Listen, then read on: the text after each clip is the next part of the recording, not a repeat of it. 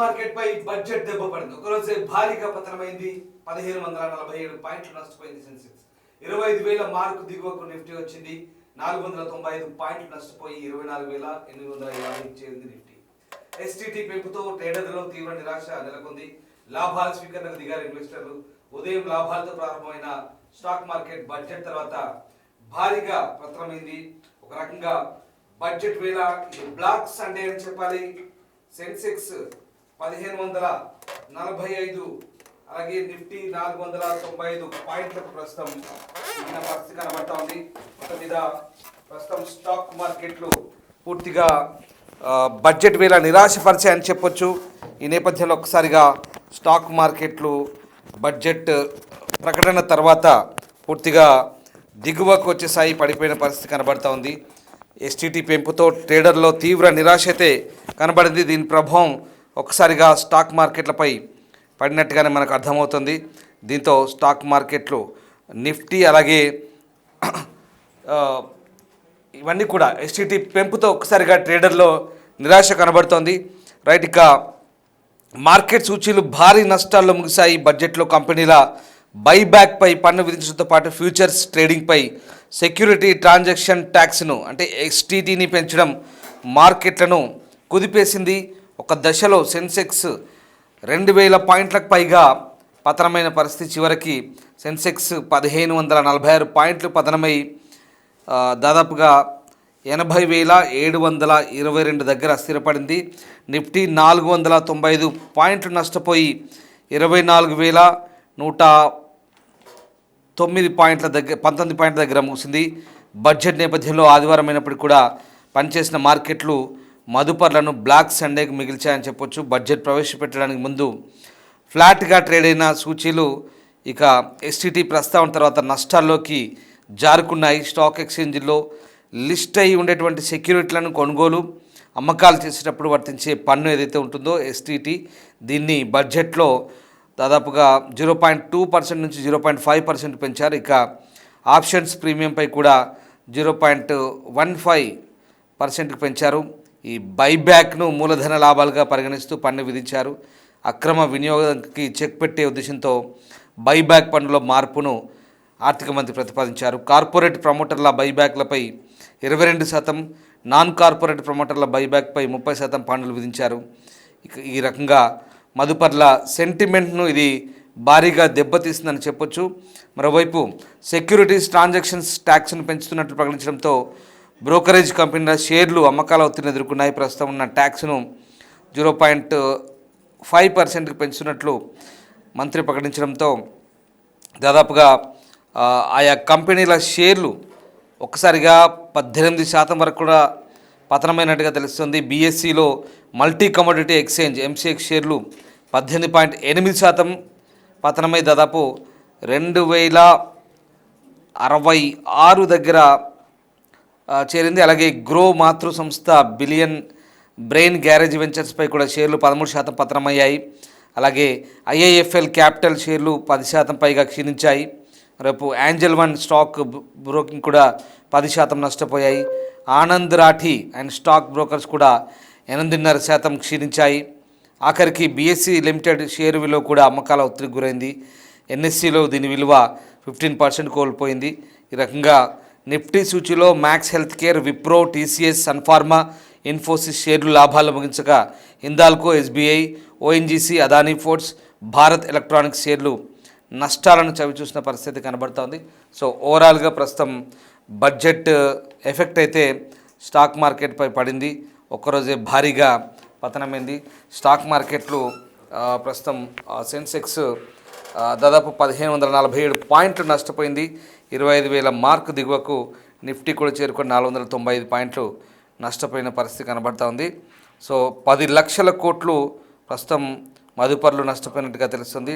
దీంతో ఒక్కసారిగా బడ్జెట్లో ప్రస్తుతం ఈ అంశానికి సంబంధించి ముఖ్యంగా బడ్జెట్లో ఇటు సావరిన్ గోల్డ్ బాండ్ల ఇన్వెస్టర్లు కూడా బ్యాడ్ న్యూస్ అని చెప్పాలి. కేవలం మెంబర్షిప్ ఉండి మెచ్యూరిటీ వరకు ఉన్న వారికి మాత్రమే ఈ మూలధన లాభాల పన్ను మినహాయింపు ఉంటుందంటూ చెప్పడంతో ఎస్జీబీ సావరిన్ గోల్డ్ బాండ్ పెట్టుబడిదారులకు కూడా ఇది ఒక రకంగా నిరాశపరిచిందని చెప్పాలి. సో రకంగా ప్రస్తుతం కేంద్ర బడ్జెట్ స్టాక్ మార్కెట్ను ఒకసారిగా కుదేలు చేసిన పరిస్థితి కనబడుతుంది. రైట్, మనతో పాటు అనలిస్ట్ నాగేంద్ర సాయి జాయిన్ అవుతున్నారు. నాగేంద్ర సాయి గారు, ఈ స్టాక్ మార్కెట్ పూర్తిగా బడ్జెట్ వచ్చిన తర్వాత, as we discussed already, budget తర్వాత మళ్ళీ స్టాక్ మార్కెట్ ఇవాళ ముగిసేసరికి పూర్తిగా నష్టాల్లో కూరుకుపోయిన పరిస్థితి. ఒక రకంగా ఇది బ్లాక్ సండే అనుకోవచ్చా? కొంచెం ఇంకో రకంగా చెప్పాలంటే ప్రస్తుతానికి బ్లాక్ సండేనే. రేపు బ్లాక్ మండే ఉందా ట్యూస్డే అవుతుందా కూడా చెప్పలేదు. ఎందుకంటే ఈ రోజు యాక్చువల్ గా domestic institution investors, foreign portfolio investors హాలిడేలో ఉన్నారు సండే కాబట్టి. సో ఇవాళ వాళ్ళు మార్కెట్స్ లో ఇన్వెస్ట్ చేయలేదు, పెద్దగా ట్రేడింగ్ యాక్టివిటీ కూడా లేదు ఇవాళ. సో ట్రేడింగ్ యాక్టివిటీ ఏది లేకుండా కేవలం బడ్జెట్ ప్రసంగం తర్వాత ఈ స్థాయిలో బడ్జెట్ పడింది. ఎందుకంటే మేజర్ గా ఇబ్బందులు ఫేస్ చేసేది foreign portfolio investors and domestic institution investors. రేపు పొద్దున వాళ్ళు ఈ న్యూస్ డైజెస్ట్ చేసుకొని రేపు వాళ్ళు కొట్టడం మొదలు పెడితే మేబీ రేపు యాక్చువల్గా నిజంగా మార్కెట్ ఎంత పడుతుంది, ఎంత రికవర్ అవుతుందని రేపు మేజర్ గా తెలుస్తుంది. ఇవాళ ఏంటంటే ఇది జస్ట్ ట్రైలర్ మాత్రమే. రేపు ఎంత వరకు పడుతుంది, రేపు ఎంత దాని ఇంపాక్ట్ సివియర్ గా మార్కెట్స్ తీసుకుంటే అది రేపు తెలుస్తుంది. ఎందుకంటే యాజ్ ఆఫ్ నో ఇది రైటైల్ ఇన్వెస్టర్స్ కంటే పెద్ద ట్రేడర్స్ కి, అంటే నేను ఇంతకుముందు కూడా చెప్పినట్టు పెద్ద పెద్ద ట్రేడర్స్, పెద్ద హెడ్జ్ ఫండ్స్ అండ్ భారీ ఎత్తున ట్రేడింగ్ చేసే వాళ్ళు, algo traders and high frequency trading చేసే వాళ్ళకి చాలా పెద్ద ఎఫెక్ట్. ఎందుకంటే 0.02 నుంచి 0.05 అంటే నంబర్స్ లో చాలా చిన్నగా కనిపిస్తుంది కానీ బట్ 150% హైక్ అది. ఎస్టీటీ రీటైల్ ఇన్వెస్టర్స్ కి ఇంపాక్ట్ పెద్దగా ఉండదు, ఎందుకంటే మనం చేసే ట్రేడ్ వాల్యూమ్ కానీ వాల్యూ కానీ చాలా చిన్నది ఉంటుంది. వాళ్ళు ఏంటంటే నేను ఇంతకుముందు చెప్పినట్టు 1 పైసా 2 పైసలు 3 పైసలు, సో చిన్న చిన్న అమౌంట్ కి కూడా చిన్న చిన్న ప్రాఫిట్స్ కూడా ఎక్కువ రెగ్యులర్ గా ఒక నిమిషంలో కొన్ని వందల ట్రేడ్స్ అయిపోతుంటాయి. సో అలాంటి వాటికి వాళ్ళకి చాలా ఇంపాక్ట్ ఉంటుంది. కాబట్టి ఎస్టీటీ అనేది సో గట్టి ఇంపాక్ట్ అయితే మార్కెట్స్ మీద చూపించబోతుంది. ఒకటి, ఎస్టీటీ తగ్గించకపోగా లాంగ్ టర్మ్ క్యాపిటల్ గెయిన్స్ 12.5% ఉన్నది ఏదైనా 10% తగ్గిస్తారా అనుకున్నది కాస్త అసలు ఏమి ఎలాంటి ప్రకటన లేకుండా ఎస్టీటీ అసలు ఎవరు ఊహించిన విధంగా ఫీచర్స్ అండ్ ఆప్షన్స్ మీద పెంచడాన్ని ముందే అంతంత మాత్రంగా ఉన్న మార్కెట్ కండిషన్స్, బికాజ్ రూపాయి పడిపోతుంది, గ్లోబల్ గా చాలా టెన్షన్స్ ఉన్నాయి, యుఎస్ తో ట్రేడ్ డీల్ అవుతుందో లేదో తెలియదు, జియో పొలిటికల్ టెన్షన్స్ ఎక్కడెక్కడ ఏ దేశంలో ఆ దేశం యుద్ధ వాతావరణం నెలకొంది, ఇన్ని ఇష్యూస్ ఉన్న టైంలో ఇలాంటి ఏ ఇది నెగిటివ్ రావడం అనేది మార్కెట్స్ కొద్దిగా ఇబ్బందికర పరిణామంగా అయితే ఉన్నాయి. సో చూడాలి రేపు మార్కెట్స్ ఎలా రియాక్ట్ అవుతాయి, దీని పెయిన్ ఎంత ఉంటుంది అనేది యాక్చువల్గా రేపు వాస్తవానికి తెలుస్తుంది. ఈ రోజు ఇంతకుముందు కూడా చెప్పినట్టు జస్ట్ ఒక చిన్న శాంపుల్ మాత్రమే. అంటే ఈ బైబ్యాక్ పన్నులపై ఈ మార్పు అనేది ఇదంతా కూడా సెంటిమెంట్ దెబ్బతీస్తుంది అనుకోవచ్చా ఒకసారిగా మనం? సో ఇంకా ఎందుకంటే ఒకటి, no news is good news అని అంటారు మార్కెట్ లో, వాడే సామెత.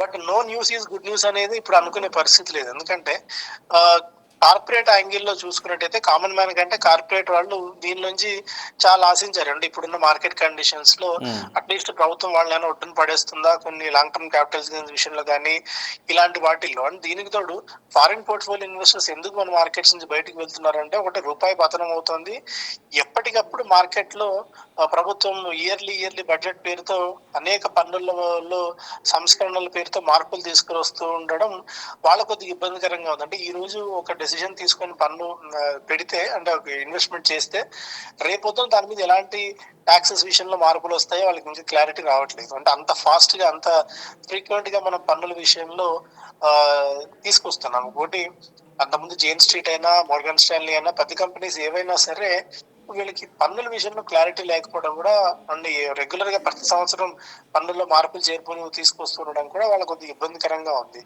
దీనితో యుఎస్ లో పరిస్థితి అంత మాత్రంగా ఉంది, గోల్డ్ లో నిధులు గోల్డ్ వైపు మళ్ళుతున్నాయి. సో ఇవన్నిటి నేపథ్యంలో మార్కెట్స్ కి ఇవేవి అంత పెద్దగా రుచించిన దాఖలాలు అయితే కనిపించలేదు. సో అందువల్ల గట్టి సెల్లింగ్ ఇవాళ కనిపించింది మార్కెట్స్ లో.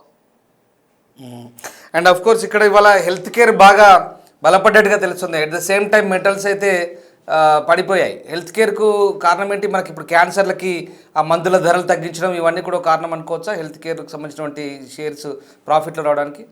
అంతేనండి, హెల్త్ కేర్ కి కొద్ది గొప్ప ఊరటనిచ్చే అంశం ఇది ఈ రోజు ఏదో ఉంది అంటే హెల్త్ కేర్ కి బడ్జెట్ కేటాయింపులు కొద్దిగా పెంచడము, అంటే విదేశాల నుంచి దిగుమతి చేసుకునే మందుల మీద, అంటే సీరియస్ ఇష్యూస్ హెల్త్ ఇష్యూస్ ఉన్న డ్రగ్స్ మీద 17 డ్రగ్స్ మీద డ్యూటీస్ తగ్గించడం కూడా కొద్ది గొప్ప, అంటే ఫోకస్ హెల్త్ కేర్ వైపు మీద స్ట్రాంగ్ గా ఉంది అని కూడా ఒక సంకేతం. అండ్ ఈసారి బడ్జెట్ లో ఏంటంటే ఏ సెక్టార్ కి ఎంత కేటాయింపులు అనేది స్పెసిఫిక్ గా మనకు క్లారిటీ రాలేదు. అంటే ఆ బడ్జెట్ ప్రసంగం సాగుతున్నంత సేపు. సో అది కూడా మార్కెట్స్ పడడానికి కారణం 12 లక్షల కోట్ల రూపాయల మేర క్యాపిటల్ అవుట్లే ఉంటుంది అని చెప్పారు. బట్ అంటే ఇప్పుడున్న కండిషన్స్ లో అంతకు మించి వాళ్ళు చేయలేని సిచ్యువేషన్ కూడా ఉంది కాబట్టి సో సంభవ్ మేజర్ గా మార్కెట్స్ కి ఏంటి అంటే ఒకటి ఇంతకుముందు చెప్పుకున్నట్టు ఎస్టీటీ ఒకటి గట్టి దెబ్బ అయితే కొట్టింది. అండ్ కార్పొరేట్స్ విషయంలో పెద్దగా క్లారిటీ ఏది లేకపోవడం, అంటే ఏ సెక్టార్ కి ఎంతవరకు పన్నులు అనే దాని మీద క్లారిటీ లేకపోవడము, ఇవన్నీ కూడా కొద్దిగా మార్కెట్స్ అంటే ముందే మార్కెట్స్ లాస్ట్ 2-3 డేస్ నుంచి ఫారిన్ పోర్ట్ఫోలియో ఇన్వెస్టర్స్ దాదాపు $23 బిలియన్ మేర మన మార్కెట్స్ నుంచి నిధులు ఉపసంహరించుకున్నారు. 2025 లో దాదాపు $19 బిలియన్ సెల్ చేస్తే 2026 స్టార్టింగ్ లోనే ఇప్పటివరకు $4 బిలియన్ వరకు మార్కెట్స్ నుంచి డబ్బులు వెనక్కి తీసుకున్నారు బికాస్ ఆఫ్ వేరియస్ రీజన్స్. ఇప్పుడు ముందే ఆ సెల్లింగ్ బోర్డ్ లో ఉన్న వాళ్ళకి ఇది యాడింగ్ ఫ్యూయల్ టు ఫైర్ అన్నట్టు, సో కొద్దిగా ఫ్యూయల్ కూడా యాడ్ చేసింది బడ్జెట్. అది కూడా దానివల్ల కూడా సెల్లింగ్ ఎంత ఇంటెన్సిఫై కావడానికి కారణమైంది. అటు మెటల్ ప్యాక్ లో కూడా ప్రపంచవ్యాప్తంగా అటు యుఎస్ లో కొత్త ఫెడ్ చీఫ్ ని జెరోమ్ పవెల్ గారిని పక్కన పెట్టి కొత్త ఫెడ్ చీఫ్ ని తీసుకురావాలి అని డొనాల్డ్ ట్రంప్ గారు చేసిన ప్రకటన, ఆయన మార్కెట్స్ ఆయన గోల్డ్ ని ప్లస్ మిగిలిన మెటల్ ప్యాక్ ని పక్కన పెట్టి వాళ్ళ ఎకానమీని డాలర్ ని స్ట్రెంథన్ చేసే మూడ్ లో ఆయన ఉన్నారు కాబట్టి సో మళ్ళీ డాలర్ బలపడితే గోల్డ్ సిల్వర్ పరోక్షంగా బలహీనపడతాయి అన్న ఉద్దేశంతో మెటల్ మార్కెట్ లో కూడా ఈ స్థాయిలో సెల్లింగ్ వచ్చింది. దాని క్యాస్కేడింగ్ ఎఫెక్ట్ మెటల్ ప్యాక్ లో మనకు ఉన్న స్టాక్స్ అన్ని కూడా సో ఇవాళ గట్టి సెల్లింగ్ అయితే చూసాం. అంటే ఈవెన్ హిందుస్థాన్ జింక్ కానీ నాల్కో కానీ సో ఇలాంటి స్టాక్స్ అన్ని కూడా ఈరోజు ప్రధానంగా పతనం అవడానికి కారణం. అటువైపు ఎంసీఎక్స్ మార్కెట్ లో కూడా మనం చూస్తే గోల్డ్ అండ్ సిల్వర్, గోల్డ్ దాదాపు 5% మేర, సిల్వర్ దాదాపు 9-9.5% వరకు క్రాక్ అవ్వడం కూడా ఈరోజు one of the factor. Right. And of course అంటే ఇప్పుడు ఓవరాల్గా ఈ ఎన్ఎస్సి కానీ నిఫ్టీ కానీ అటు అది 1546 పాయింట్లు, ఇది 490 పాయింట్ల దగ్గర దాకా పడిపోయిన పరిస్థితి. మొత్తం ఓవరాల్గా ఒక 10 లక్షల కోట్లు ఆవిరైంది అంటున్నారు కదా ఈ మదుపర్ల సొమ్మంతా కూడా. ఇదంతా కూడా మళ్ళీ రేపటికి ఏమన్నా రికవర్ కావచ్చా? రేపు ఎల్లుండికి స్టాక్ మార్కెట్ పరిస్థితి ఎట్లుంటాయి? యాక్చువల్గా ఇది మార్కెట్ క్యాప్ అంటాము. మార్కెట్ క్యాప్ లో 10 లక్షల కోట్ల రూపాయల వరకు డిఫరెన్స్ కనిపిస్తుంది. ఇది నోషనల్ లాస్ కానీ చూడాలి, ఎందుకంటే ప్రాఫిట్ కానీ లాస్ కానీ అది బుక్ చేసుకున్నప్పుడు మాత్రమే అంత డబ్బులు వైప్అవుట్ అయిపోయాయని.